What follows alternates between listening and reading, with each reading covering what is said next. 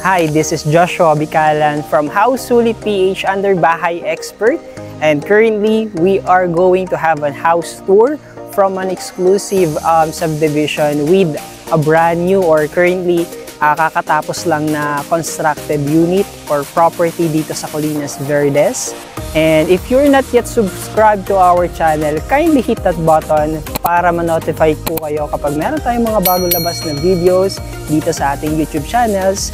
And right now, kung nakikita po ninyo is nasa harapan na po tayo ng property. And currently, ang pinaka frontage size natin is nasa at least 11 meters approximately. So currently, complete finish ang ating turnover with lot area of 150 square meters and approximately 200 square meters na floor area. It has 3 bedrooms. Siyempre, kita nyo naman may gate na rin tayo for our garage and also garden, service area, basement specifically, and 3 bedrooms. Once again, 3 toilet and bath for our family. So, separated din yung ating kitchen area sa dining area. So, let's have a quick house tour. Samahan nyo.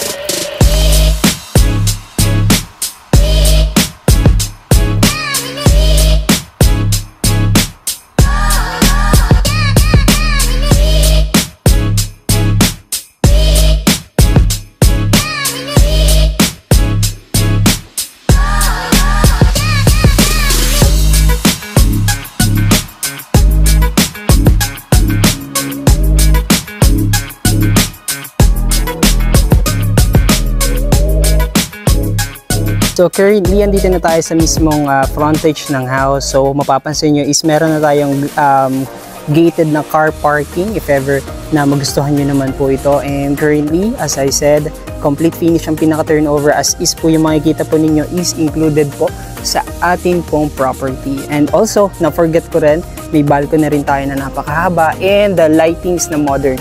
So sa ngayon, may facade tayo dito which is, ayan, may lightings din siya. And currently dito pasok tayo sa mismo gate for our homeowners. And before tayo doon makapasok is sasalubungin muna tayo ng ating mini garden. So included na yan when it comes kapag na-turnover sa inyo. So yan po. Sa facade or sa mismong perimeter fence ng ating house, meron na rin tayo sliding window. And ito naman yung ating patio. So ang kagandahan kasi dito is modern na modern yung pagkakagawa dito. And currently, Sir Ronnie, shout out sa'yo. Salamat po sa pag-cater dito sa akin para at least ma-feature natin yung house or yung property natin. So yan po. As of now is we are looking at our very wide na main door. So ang ginamit naman natin dyan is solid wood. So currently dito naman sa kabilang side is ang ating car parking which has another gate for our service area. Sige, ikutin na natin dito. Right as of now kasi, meron tayong space for our, halimbawa may maids tayo or at least a driver, di ba? Meron tayo ditong space na for storage or pwede mo rin to kasi gawin talagang room for our maids or our driver. So right now, interconnecting itong area na to sa ating dining area and kitchen area which is separated from our living area. So dito naman medyo downward to. Once again, nasabi ko sa inyo is meron tayong basement. So itong mga dogs to nila Sir Ronnie. So shout out sa inyo. Isa tong, ayan, dalawa sila pala. Sorry. So yun naman is interconnecting to papasok sa mismong living area natin. So mismong hallway natin. And mamaya pasukin natin tong basement natin dito sa baba. Alright. So ang ating perimeter fence is included na siya. Ayan. Sunrise po once again ang ating property. So pasok tayo sa main door. Ayan. Kung mapapansin nyo siya, ganyan yung main door natin or pasad ng bahay. So once again, this is our spacious living area. Kasyang-kasya kahit malaking pamilya dito. So most of the time, ang ginagamit talaga to make it modern is isang PVC na walls. Ayan. So PVC walls po siya.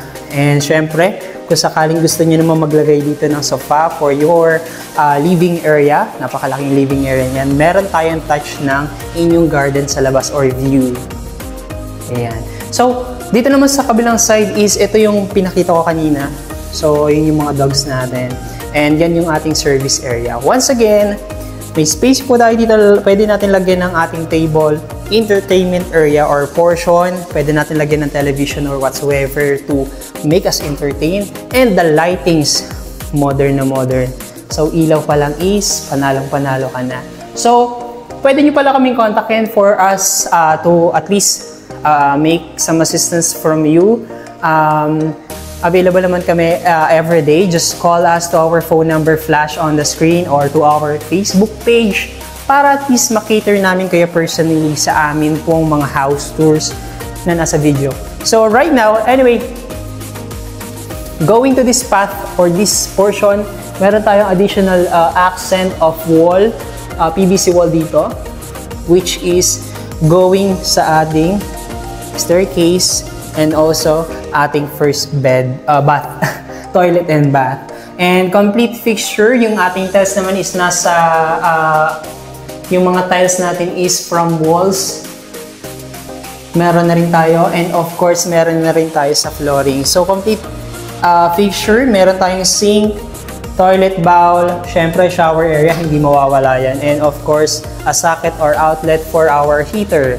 So this one, kapag galing ka dito sa may living area, pasok ka lang dito ng konti, meron na tayo ditong CR. And yung separate na sinasabi kong kitchen room or kitchen area, which is most of the time, dito, pwede natin lagay yung ating malaking lamesa, at least 6 to 8 seaters na dining table with an accent of lamp dyan sa taas. Complete fixture na rin yung pinaka-kitchen area natin. Meron na rin tayong mga nakalagay na overhead shelves. Meron na rin tayo ditong cabinet sa ibaba. And ayan, no? Meron na rin tayong stove dito. And naka-granite kitchen countertop na rin tayo with tiles accent na rin sa walls mismo ng kitchen area. So far, may sink tayo. Separated siya or namumovable siya. And napaka-modern, di ba? So dito naman sa kitchen area, masasabi ko lang for you is well-ventilated siya. One more thing is meron tayong sliding door, may sliding window din tayo, another sliding window for additional ventilation po dito sa mismong kitchen area or ating dining area. So that's it for that part. And we're going down sa ating basement. Anyways, ito yung interconnection po dun or door going sa ating service area. Dirty kitchen. Meron na rin tayong sink dyan na provided. Anyways, yan. Baba tayo sa basement. Sa basement, pwede natin itong lagyan pa ng another room. It's up to you. May ilaw na rin yan. Ayan. So, napaka-modern din ng ating ilaw. Yan ang kagandahan niya. So, malawak yung room natin dito. May additional ventilation din kasi meron tayong mga movable na parang window. Ayan, namumove kasi siya. Pero just to let you know, ang ginamit namin dito, ayan, yung dogs natin. Ang ginamit namin dito sa mga staircase natin is concrete and solid wood. So may basement siya. And napakalalim po nung ginawa namin dito na hukay para po sa pinakapundasyon. Ayan. So another view for our basement, just to let you know, para at least mas ma-appreciate nyo po yung pinaka-property. And if ever nga po na gusto nyo po siyang i-check personally, I really suggest to call us to our phone number showing on the screen, Facebook page. Any social media accounts is highly suggested. And po. So, going tayo sa mismong upstairs, tara. So sa staircase naman natin is ganyan yung pagkakagawa natin with touch yung handrail ng additional accent of woods. Pero yan, combination po ng concrete or solid buhos and solid panel kumbaga. May drop light din tayo dito for our wall accent while going upstairs. Ayan. So, ayan. So kung napansin nyo, malawak yung pinaka-hallway natin.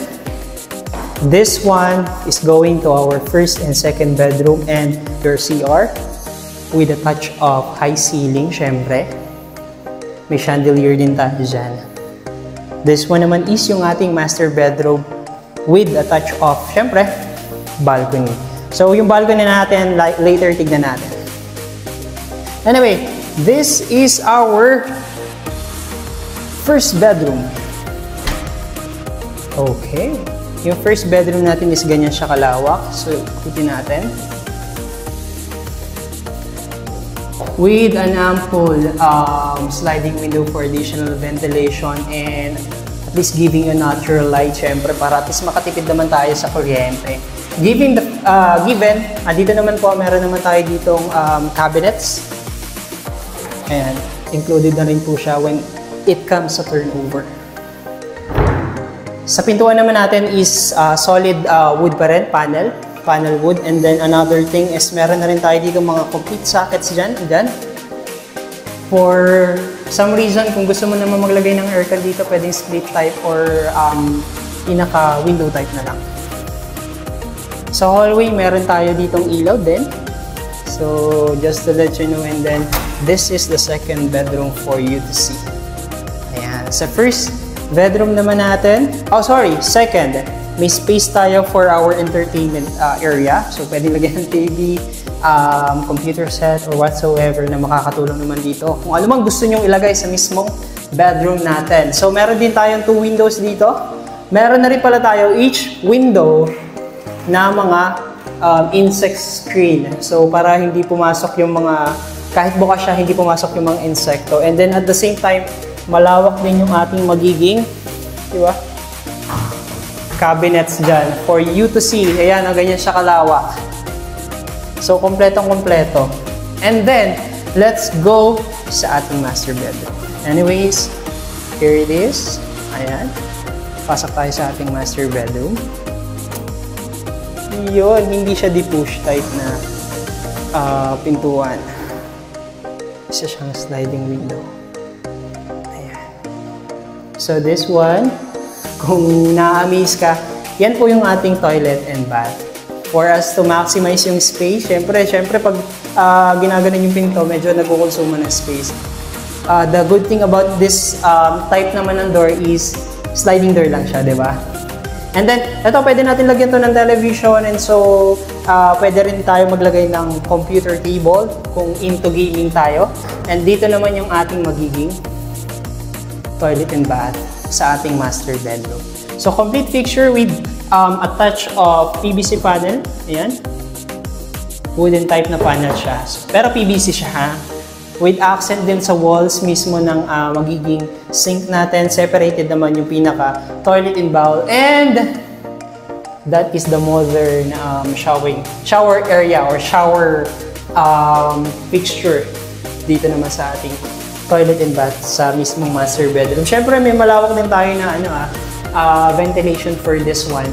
And yung ating magiging mga tiles is from floor up to ceiling na yan. Yung drainage natin, may sloping para yung tubig is bababa lang ng bababa. So, gano'n naman siya. May sockets na rin siya or outlet for your, kung gusto mo naman heater, kumbaga. So, dito, pwede natin lagay yung magiging bedroom mo. Bed. Specifically, bed. Ayan. And then, meron din tayo ditong sliding window for us to see para may ventilation din tayo once more. So, ganyan kaganda dito. So, if ever, meron din tayong mga lote dito sa Colinas Verdes. We are really, inviting you for us to have a site tripping dito sa area. And, i-cater namin kayo dito. So, just let us know kailan. Call us sa mga Facebook page, sa mga phone number namin na nag-show sa screen. Anyways, meron din po tayo ditong sliding door interconnecting or kikita yung mga ating magiging balcony. So, ganyan yung balcony natin, ganyan kalawak. And may street lights din siya sa ating mismong ceiling. So, ganyan yung view natin. So, yun yung motor natin. Anyways, just to give you highlight lang dito. Ganyang kaliwanag yung ilaw. Binuhay lang ni Sir Edward. Shout out sa iyo, Sir Edward! And Sir Drew sa pagka-request ng video about this property. Hoping na makonsider nyo ito. Anyways, meron rin tayong touch of beautiful lightings dyan. Or medyo parang pa-chandelier na siya. Okay? So, tingnan naman natin yung ditong area. So, dito sa area na to, yung balcony natin, meron siyang katapat na yung staircase nga natin. Ayan. Meron din siyang mga window dito na pwede natin i-open para at least magkaroon tayo ng another view sa mismong property. Ayan. So, this part, pwede pong lagyan natin pa ng mga, alam mo yun, mga sofa. Kasi pwede. Lagyan mo lang television dito sa taas, pwede rin. Ganyan siya kaganda dito. Ganyan kalawak yung pinaka-hallway niya bago mag-balcony. So, ganyan naman yung balcony natin. So, yung balcony natin with a wide, easy maintain na pinaka-sliding door with screen na rin para sa mga insects. And, ayan yung balcony natin with stainless and an accent of glass panel. So, ganyan siya kalawak. So, just mentioning it once more, nasa 6 to 7 meters, if I'm not mistaken. And, ayan, paikot pa siya hanggang dito. So, yan. Meron na rin mga singawan niya sa mismong ceiling niya. So, really, if you're really interested, diba, you can message us directly.